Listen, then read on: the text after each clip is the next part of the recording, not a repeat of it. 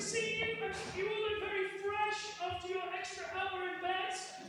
And I have to say, you've decided to do June 9 and 10 after the clocks went backwards was an absolute genius, because you're going to need all of your freshness and all of your concentration to get through all that the Lord has for us this morning. So let me pray, and then we'll get to work.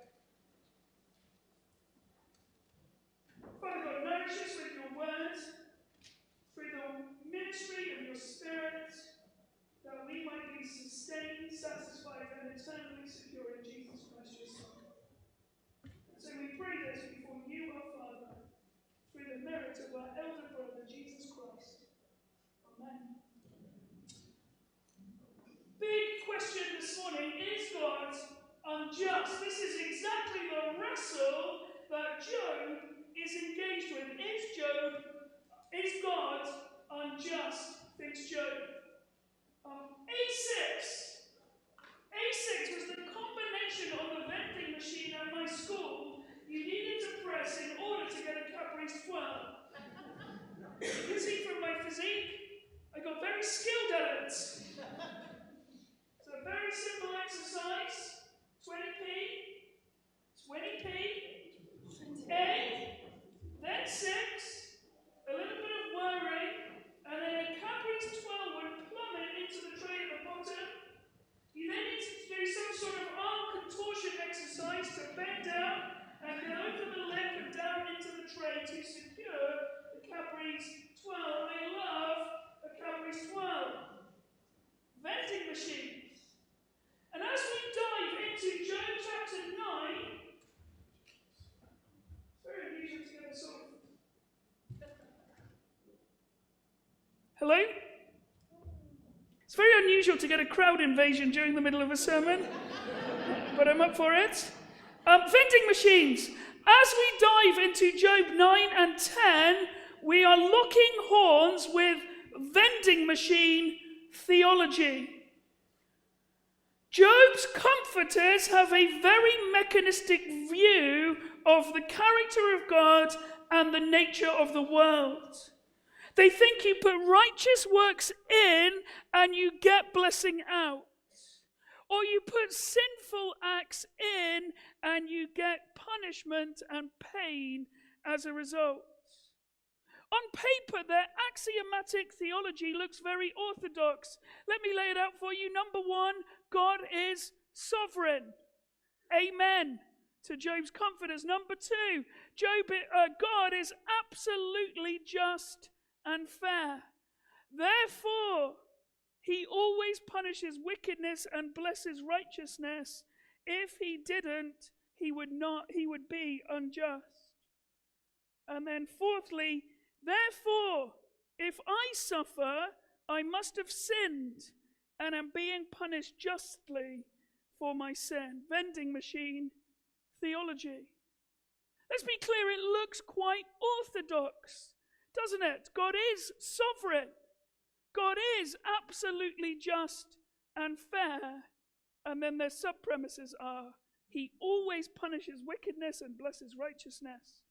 And therefore, if I'm suffering, it's a result of my wickedness. And if I'm being blessed, it's a result of my righteousness. It looks quite orthodox. It is definitely the theology of Islam. God is far away, and he blesses me when I'm good, and he afflicts me when I'm bad. It's the doctrine. It's the dogma behind Eastern concepts of karma. What goes around comes around. It's the theology of the Pharisees in the first century, the theology that Jesus keeps rubbing up against.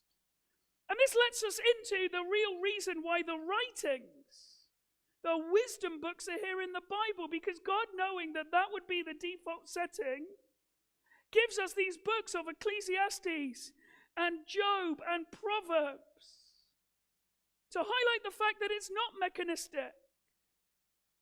There's more at work than just simply righteousness in, blessing out, wickedness in, cursing out.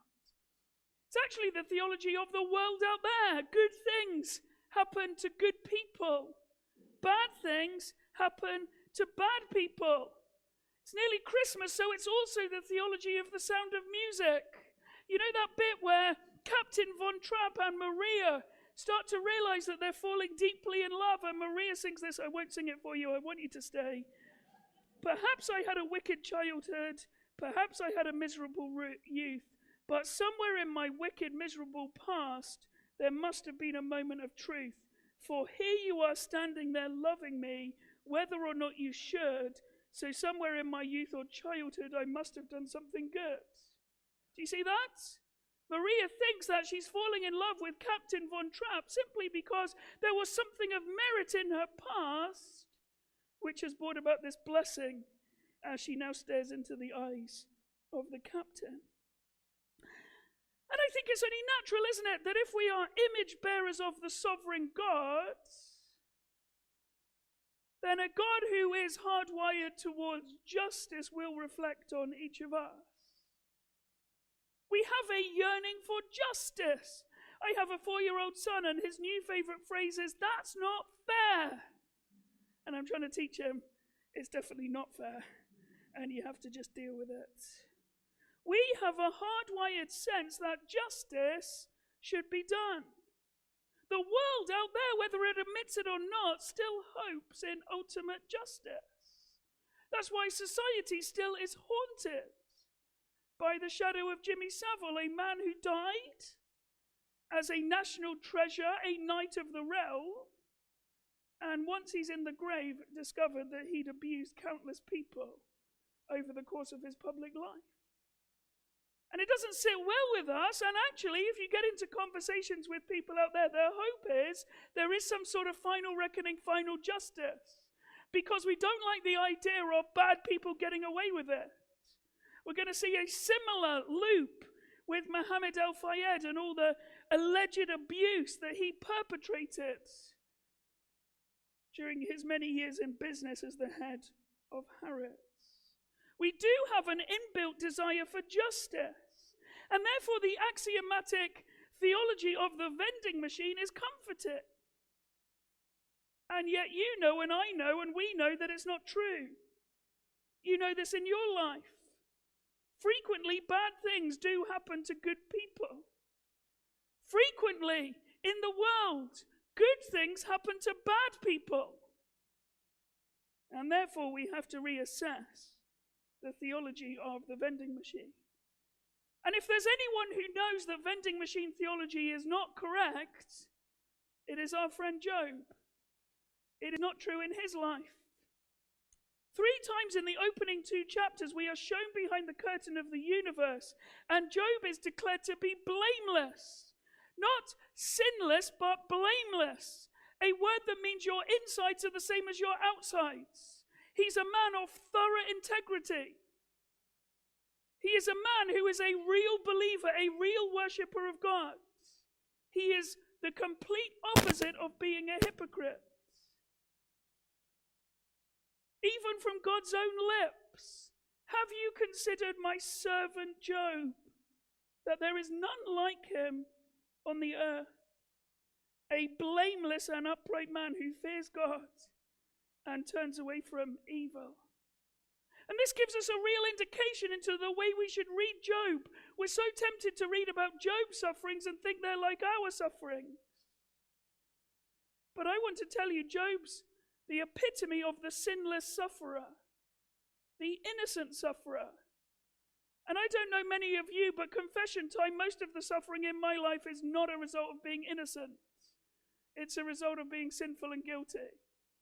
It's a result of reaping the consequences of the bad things I've said and the bad things I've done, and the good things I've not said and the good things I've not done. And therefore, first and foremost, Job points us to the sinless sufferer, Jesus Christ. And once we've done that work, then the book of Job has profound things to say to each of us as we suffer innocently or not. And so Job is a blameless sufferer, and yet he is suffering horrendously. He's lost his wealth. He's lost his children. He's lost his health. He sits alone in the ashes of his former life, scraping himself with pottery. And his wife has commanded him to curse God and die. Job's cataclysmic suffering puts a spanner in the works of vending machine theology. Because God knows, and we know, and Job suspects, but nobody else thinks that Job is innocent. Everyone else thinks that he's reaping the whirlwind for the secret sin that he's been feeding.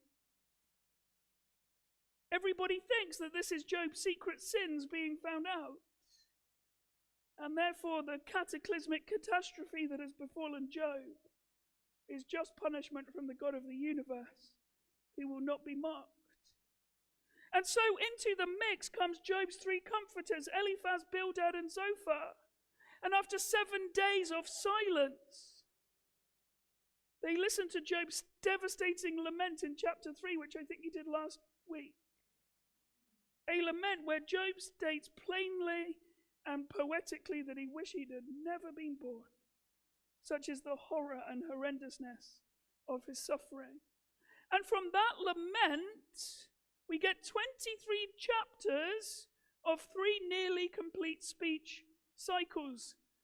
This is what the book of Job looks like.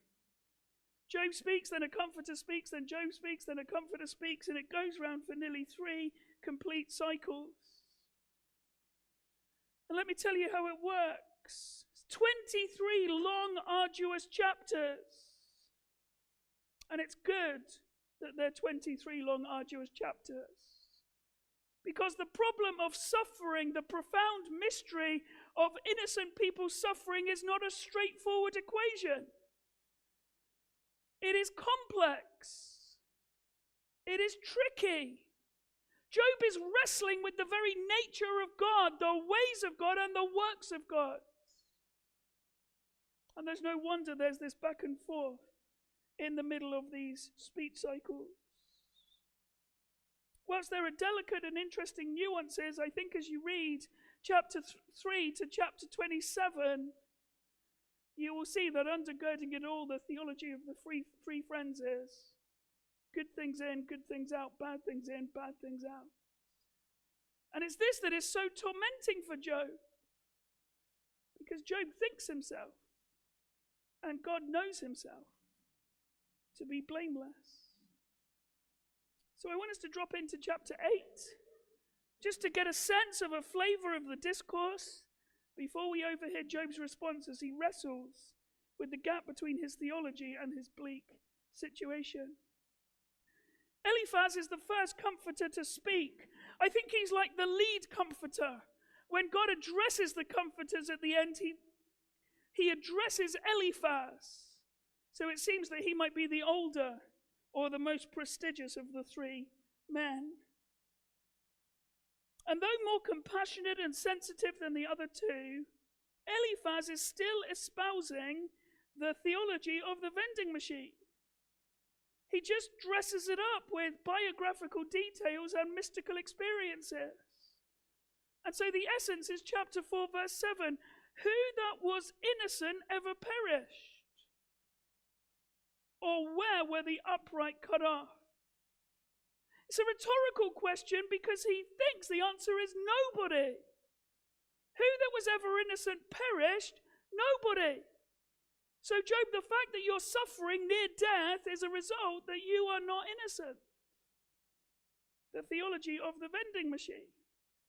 And he goes on and on. It's quite a long speech compared to the others there in chapter 4. And then Job responds.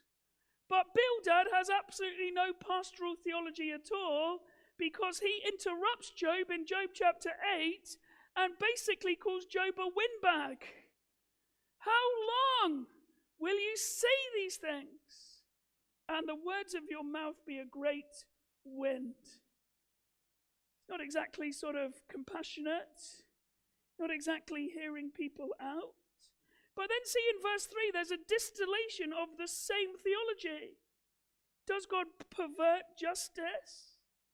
Or does the Almighty pervert the right? And his answer is no. God is sovereign and he's just. And therefore, Job, if you're suffering, it's your fault. God has seen in you something unsavory, some secret sin he's brought to the fore and is punishing you for. It then gets brutal in chapter 8, verse 4. If your children have sinned against him, he has delivered them into the hand of their transgression. What a thing to say to a man who has just recently buried his 7 sons and 3 daughters. They died because of their sin. And we know from the beginning of the book that Job is steadfast in offering burnt offerings every time they all get together, just in case they sin. And so Bildad's vending machine theology is way off track. Bildad then says, if you see God, if you will seek God and plead with the Almighty for mercy. Why does he need mercy? Because in Bildad's mind, he's a sinner. He needs God to do something for him, to intervene in his life. He needs God to be far kinder to him than his sin deserves. An absolutely shocking proclamation. To tell the blameless sufferer what he needs most of all is mercy. Bildad then says that his vending theology is consistent with tradition. In verses 8 to 10, for inquire please of bygone ages, and consider what the fathers have searched out. For we are but of yesterday and know nothing, for our days on earth are a shadow. Will they not teach you and tell you and utter out of their understanding? If you look at the sages of the past, Job, you'll see this is the way that it's always been. It's always been the theology of the vending machine. It's always been good things in, good things out. And let's be clear, in your life it's bad things out, so you must have put bad things in. And then Bildad really is a seasoned preacher, because in the middle of his speech he gives us a sermon illustration. It's very imaginative. It's a tale of 2 plants, highlighting the binary nature of the situation. In 11 to 15, he starts talking about a reed that's growing up without a marsh, without any water, and therefore it withers and dies and does not last. Such are the paths of all who forget God. The hope of the godless shall perish. Note that this is to Job, who's withering and dying in the ashes of his former life. And then secondly, Bildad describes the way of the righteous. A lush plant that is strong and flourishing, reproducing, bursting with joy and brimming with vitality. Obviously, he imagines Job to be the first plant that's withering and dying and soon to be dead. Whereas if he was righteous, he says, he would have been lush and bursting with life. In short, Bildad says, Job, you are right where you should be on account of the sin you've done. If you were in the right, you would know blessing and prosperity, vibrancy in life. But you have obviously forgotten God and are withering and shriveling under his hand of judgment. And so the conclusion, God will not reject a blameless man. And Job, just in case you haven't got it, you've been rejected by him, so you are not blameless, nor take the hand of an evildoer. Communion with him has been completely destroyed, because he will not have fellowship with sinners. Vending machine theology. And that really is the guts of the comforter's responses. Just want to pause and say this is the 3 things that I think are fundamentally wrong with a vending machine theology. Here's the first one. There's no waiting. Everything that's happening in the worldview of the comforters is happening instantaneously. Bad things in, immediately bad things out. And whilst it is true, the Bible does say you reap what you sow. You have to understand, even in that idiom, there is the waiting for what is sown to grow and then be harvested. And in the theology of the Comforters, there's no waiting. It's instantaneous judgment as a result of instantaneous sin. Cause and effect. Newton's second law. Secondly, in vending machine theology, it's so clinical that there's no Satan. There's no spiritual attack. And we know from chapter 1 that is the real driving force. As the Satan comes into the heavenly courtroom and says, I've been going to and fro. And Job only loves you because you've blessed him. What if you curse him? In the theology of the Comforters, there's no spiritual attack whatsoever. And then thirdly, there's no innocent suffering. There's no capacity for innocent people to suffer. And that means there's no theological box that allows for sacrifice. Vicarious suffering of someone else suffering on behalf of sinful people. And that means that in the vending machine theology, there's no ultimate space and ultimate capacity to comprehend the person and work of the Lord Jesus in his innocent suffering, accomplishing God's far greater and far more profound purposes.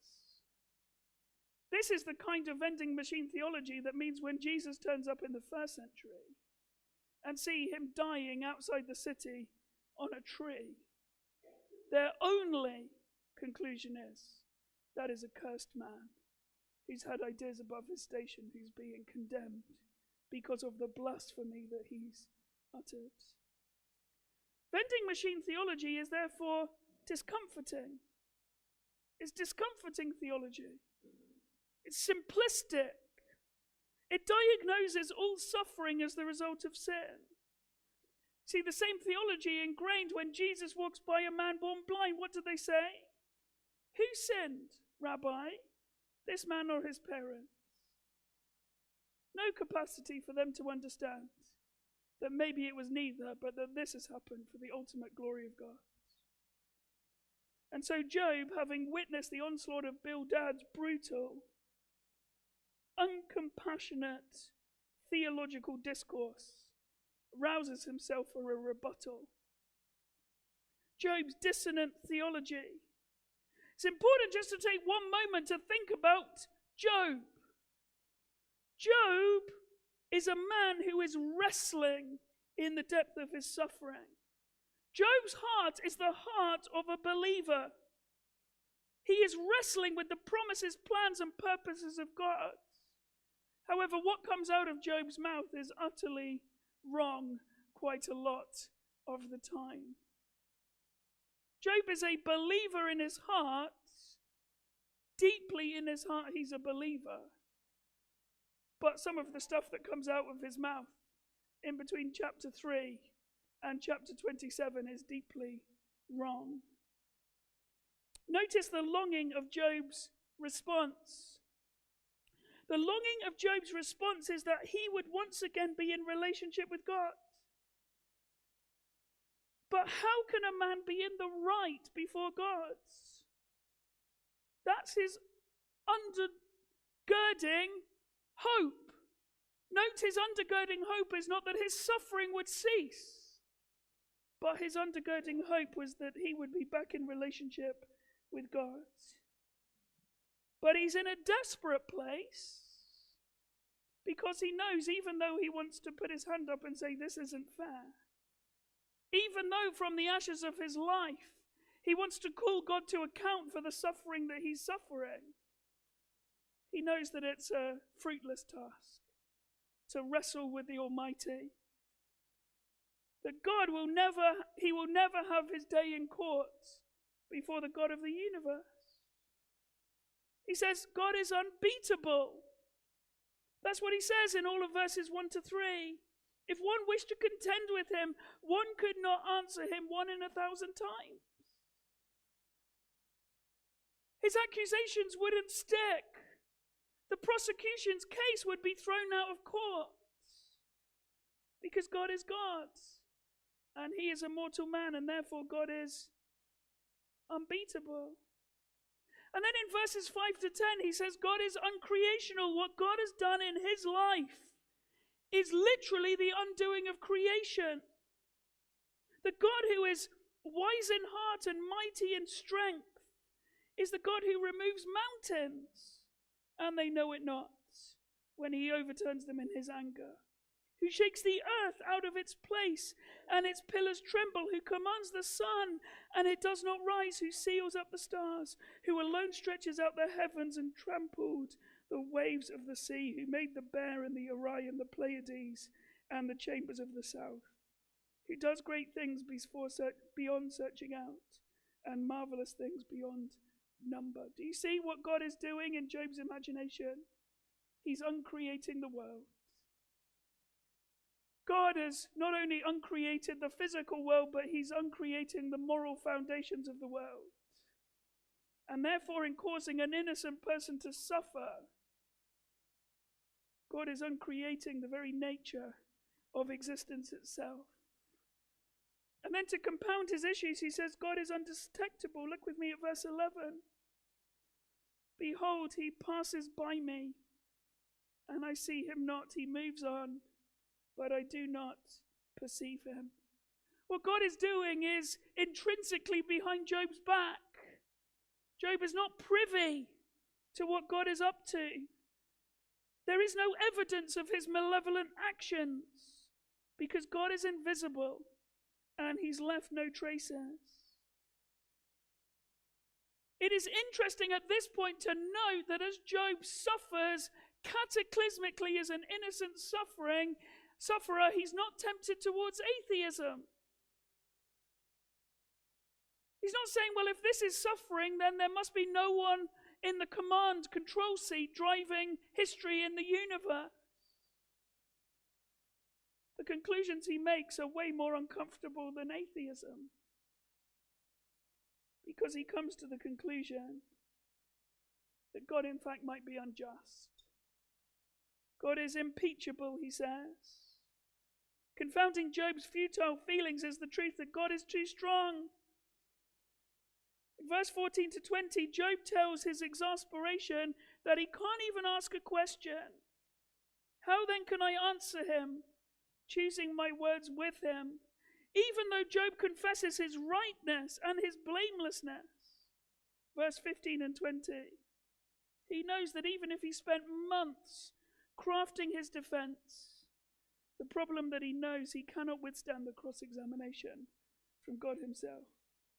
God doesn't have to, and he won't answer to Job. God is too strong, he's too other, and therefore Job is stuck in the confusing horror of his suffering. God is too mighty, too unreachable. You can't even issue him a subpoena to turn up to court. To Job, it just feels like he's making a speech in a hurricane, and nobody's listening, and his words won't carry the day. The theological wrestling Job is engaged in is incredibly dissonant. He knows God exists, but cannot comprehend why he is being dealt such a devastating providence. And so with all that in mind, he comes up with the terrifying conclusion, verses 21 to 24, God is unjust. He now gives voice to the suspicion that has been growing in the midst of his suffering. If all this has happened, and I know my true state as an innocent suffering, the only way to square that circle is that God is unjust. Verse 22, it is all one, therefore I say, he destroys the blameless and the wicked. Verse 23, God acts in such a way that he seemingly cackles maniacally at the calamity of others. The decreation is completely unraveled. The moral fabric of the universe is over. The earth is given into the hand of the wicked, he said. He covers the faces of its judges. If it is not he, who then is it? He's saying that I do not live in a just world. And my growing suspicion is I don't live in a just world because the God at the top of the food chain might just be unjust. Job, having arrived at his temporary conclusion that God is unjust, now moves to attempting to deal with it. And he comes up with some defunct solutions in 25 to 35. Job's conclusion is that God is actually a tyrant, and his suffering is God using him as sport rather than punishing wickedness. God, it appears to be demonstrably true, is a troublemaker who is deliberately and vindictively making trouble for Job. And so he offers 4 ways that he's going to deal with this newfound realization. If God is unjust, then Job is going to react accordingly. Firstly, he takes solace in the fact that his life will not last long. He says, my days are swifter than a runner. They flee away. They see no good. They go by like skiffs of reed, like an eagle sweeping on the prey. Where is my solace if God is unjust? It is that my life will be extinguished soon, and it cannot happen quickly enough. Such is the place that Job has got into. Secondly, he thinks to himself, well, I could just cheer up. I could just put on a happy face.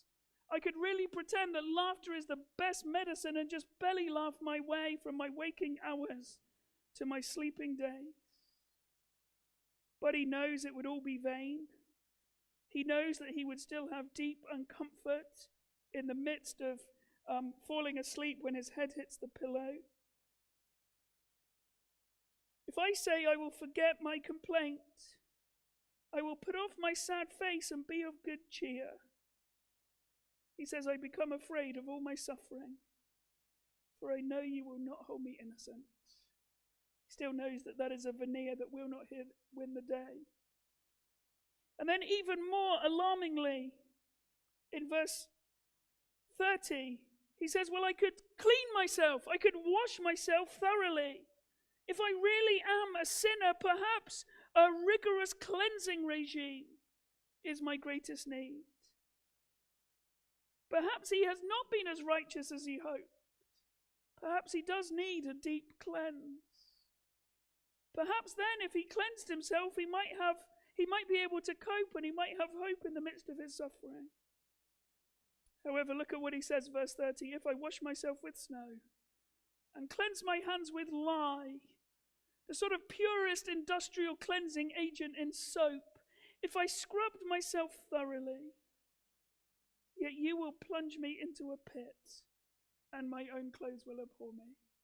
Even if I did a deep clean, even if I used the dial on the washing machine that I never turn it up to, the one that's like an 80-degree wash with some bleach in it, even if I put myself in there, and then I ordained to come before you in a white tie tuxedo, you would simply just put me in the coal hole, and it would all be for nothing. And so where he ends at the end of chapter 9, he has a distant hope. He knows that God has treated him unfairly, and he has no right of recourse. And therefore, verse 32, for he is not a man as I am, that I might answer him, that we should come to trial together. There is no arbiter between us who might lay his hand on us both. Let him take his rod away from me, and let not dread of him terrify me. Then I would speak without fear of him, for I am not so in myself. Job's musings bring him to an end of himself. And he says, I can't come before God. If only there was somebody who would stand up with me and speak in my defense. If only there was a go-between, a mediator, an arbiter, somebody perfectly placed who could come before God and reason between us. Then I might have hope. But Job's conclusion, there is no one. There is no arbiter between us. There is no one able, capable, suited to put his hand on both the God of the universe and Job in the depth of his suffering. And therefore, though it is a fanciful idea, It is a vain hope. There is no one who could be an arbiter able to reason with God and comfort Job. Nobody who could do the hard work of the go-between. Come back to that in 1 second, but let's just scoot through chapter 10. Job, having discovered that God might be unjust, he comes out with a volley of 4 quick questions. Chapter 10, 1-3, Job says, "Why do you hate me? Why of all the people in all the earth have I become the one in the crosshairs? Why am I the lightning rod for your injustice? Why am I being punished?" And then he says, "Why do you gloat over me? You brought this suffering on me, but you won't take your eyes off me. Is that for some sick pleasure?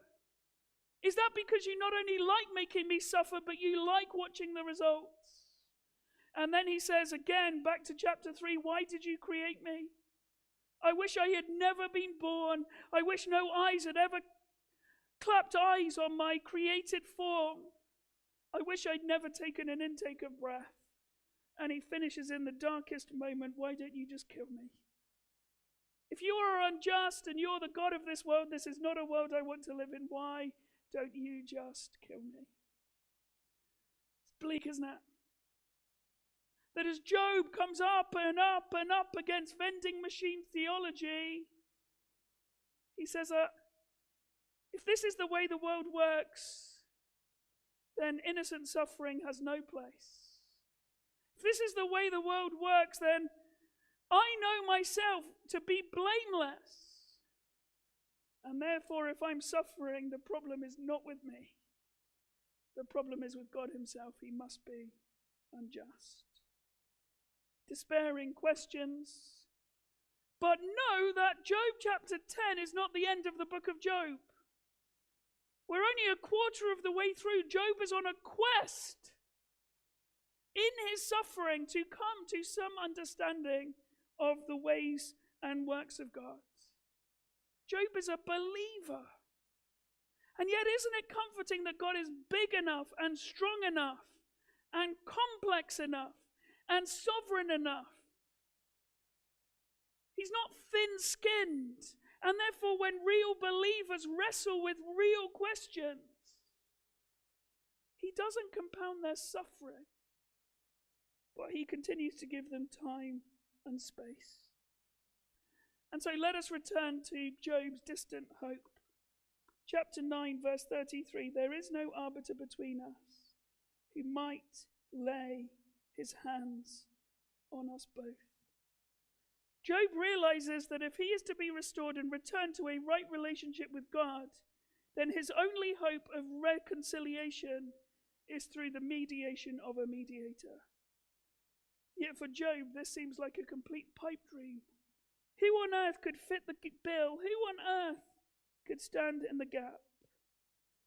Well, let's just remind ourselves from Job chapter 9, verses 4-12, what this God is like. He says that he is wise in heart and mighty in strength. He has hardened himself against him and succeeded. He who removes mountains and they know it not, when he overturns them in his anger. Who shakes the earth out of its place, and its pillars tremble. Who commands the sun, and it does not rise, and seals up the stars. Who alone stretches out the heavens and trampled the waves of the sea. He made the bear and the Orion, the Pleiades and the chambers of the south. Who does great things beyond searching out, and marvelous things beyond number. Behold, he passes by me, and I see him not. He moves on, but I do not perceive him. He passes by me, and I see him not. He moves on, but I do not perceive him. With those verses ringing in our minds, I think we get to a place to understand a profound bit of Mark's gospel that we've always been wrestling with. Do you know that bit in Mark chapter 6, verse 45? After the feeding of the 5,000, we read this in Mark. Immediately he made his disciples get into the boat and go before him to the other side, to Bethsaida, while he dismissed the crowd. And after he had taken leave of them, he went up on the mountain to pray. And when evening came, the boat was out on the sea, and he was alone on the land, and saw that they were making headway painfully, for the wind was against them. And about the fourth watch of the night, he came to write. Oh, sorry, I cannot see. And about the fourth watch of the night, he came to them walking on the sea. He meant to pass by them, but when they saw him walking on the sea, they thought it was a ghost, and cried out, for they all saw him and were terrified. But immediately he spoke to them and said, "Take heart, it is I. Do not be afraid." And he got into the boat with them, and the wind ceased, and they were utterly astounded. Have you ever thought about that phrase, he meant to pass by them, but they saw him? Have you ever wondered what a weird little phrase that was? Let me tell you, that is a phrase from Job chapter 9. You have Jesus up a mountain. That is a Moses type thing. And he sees humanity in the form of the disciples struggling down below. And what does he do? He comes to them, walking on the sea, exactly what it says in Job chapter 9. He tramples on the waves of the sea. He is God himself, the very character of God, the God who walks on the sea. But do you see there's a radical shift? You pass by me and I see you not, and yet the disciples see him. And therefore he is perfectly equipped to be the arbiter that was Job's distant hope. One who is a mediator like Moses, who goes up on mountains to intercede for humanity.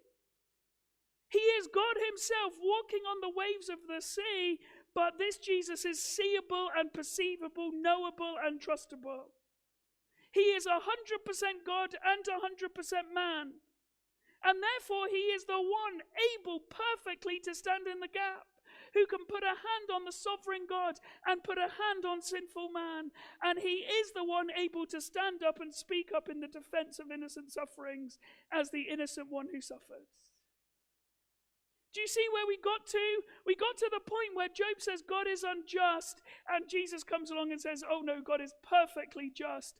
It's just you had a Jesus-shaped hole in the midst of your theology. The innocent sufferer who brings dignity to all suffering. As the one who suffered and died, that suffering won't be the ultimate recourse and chorus over your life. And therefore, friends, we have real hope. We have real hope no matter what we suffer, what we're going through, the state that we find ourselves in, because the arbiter that Job was crying out for is ours in Jesus Christ. He is the one through whom our prayers are heard, through whom our worship is acceptable, through whom our sin is dealt with, through whom our eternal home is secured. Job cries out for a mediator, an arbiter, and the great news of the gospel, friends, is that you have one here this morning. And his name is Jesus, and he is yours. And therefore there's no sin too great, no chasm too deep, no action too much, no suffering too dark, that the love of Jesus doesn't meet us, and the person of Jesus doesn't speak for us, that we will never eternally be sitting in the ashes of our former lives, scraping ourselves with pottery, because of this Jesus who is our eternal mediator.